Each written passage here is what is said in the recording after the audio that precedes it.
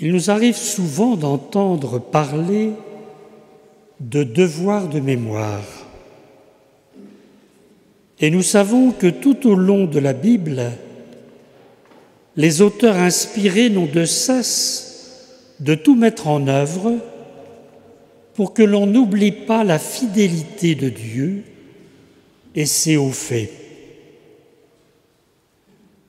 Le rappel des faits passés doit être pour nous source de confiance et d'espérance. Nous célébrons en ce jour saint Maurice et ses compagnons, et ce faisant, nous ne pouvons pas nous contenter d'évoquer le passé, comme le font des amis d'enfance qui se retrouvent. Évoquer le passé, évoquer les figures qui ont marqué notre vie ou notre histoire, l'histoire d'une cité, l'histoire d'un peuple n'a de sens que pour nous aider, qui que nous soyons, à être fidèles à notre vocation de chrétiens aujourd'hui. En célébrant saint Maurice et ses compagnons, nous célébrons conjointement la force de Dieu qui, comme le dit la liturgie, donne à des êtres fragiles de rendre témoignage. Et celle de ces militaires romains venus de la lointaine Égypte qui ont su accueillir cette grâce qui leur a permis d'aller jusqu'au don suprême de leur vie en refusant de persécuter d'autres chrétiens. Quand la disponibilité de l'homme se laisse féconder par la grâce de Dieu, elle produit ces témoins qui, de tous les temps et dans tous les continents, ont su être fidèles à leur Seigneur.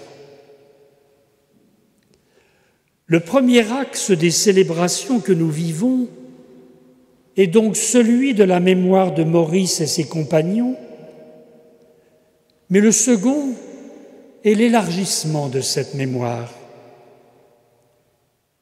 En effet, nous sommes les héritiers d'une longue histoire, mais notre mémoire n'est pas uniquement tournée vers le passé.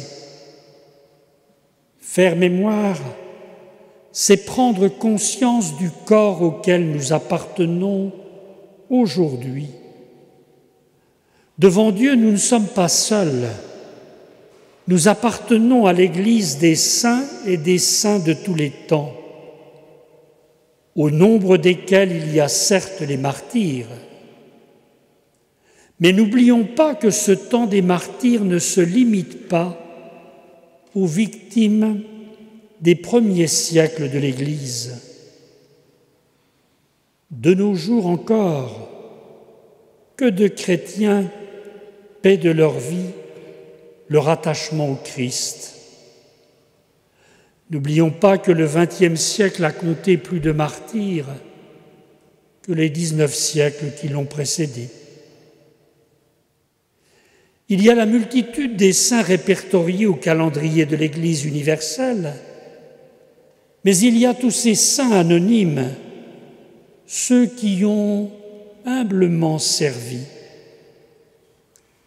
Chacun de nous a connu des saints qui ne sont pas portés sur les autels. Il y a tous ces membres de nos familles, ceux de nos amis et connaissances dont nous nous sentons proches. En célébrant saint Maurice, nous célébrons la communion des saints. Nous nous réjouissons de ce grand réseau de relations qui nous unit les uns aux autres, même au-delà de la mort.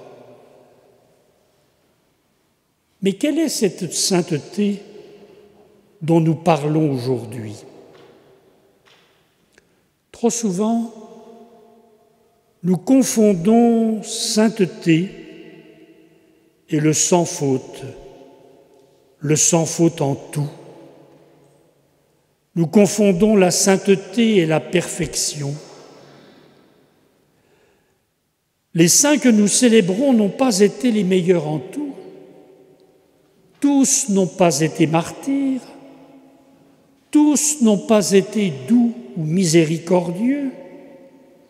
Mais chacun, avec la grâce qui a été la sienne, dans un contexte bien particulier, a comme incarné tel ou tel aspect de la bonté, de la beauté, de la grandeur de Dieu. La célébration qui nous réunit aujourd'hui nous concerne tous, car la sainteté n'est pas réservée à quelques-uns. Dans le Gloria que nous venons d'entendre chanter, nous avons pu, certes c'était en latin, mais on peut comprendre, nous avons entendu « Toi seul es saint ». Mais n'oublions pas trop vite que nous avons été créés à l'image et à la ressemblance de Dieu. De cette ressemblance, nos frères et sœurs les saints ont été les signes avant nous. Pour certains, ce fut, semble-t-il, sans hésitation, dès leur jeune âge. Pour d'autres, ce fut plus laborieux et parfois tardivement.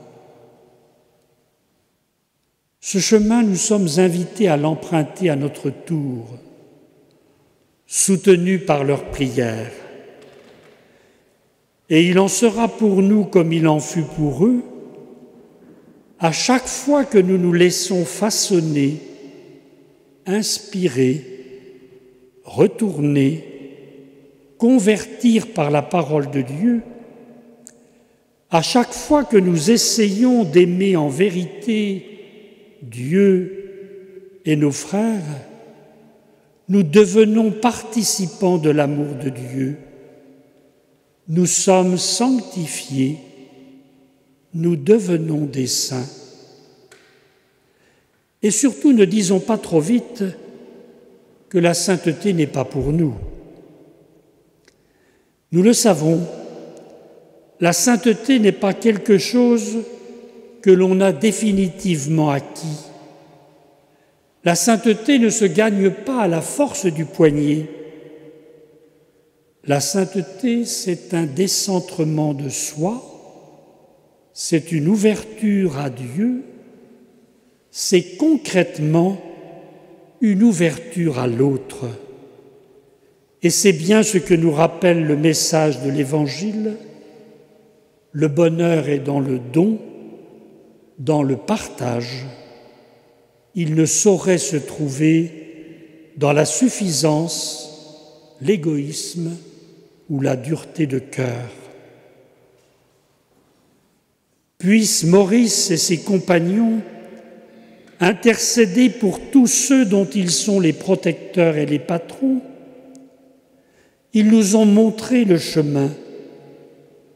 Accueillons leur exemple et leur intercession, sûrs qu'ils nous conduiront vers celui qui est la source de la sainteté, celui qui attend que nous devenions des saints.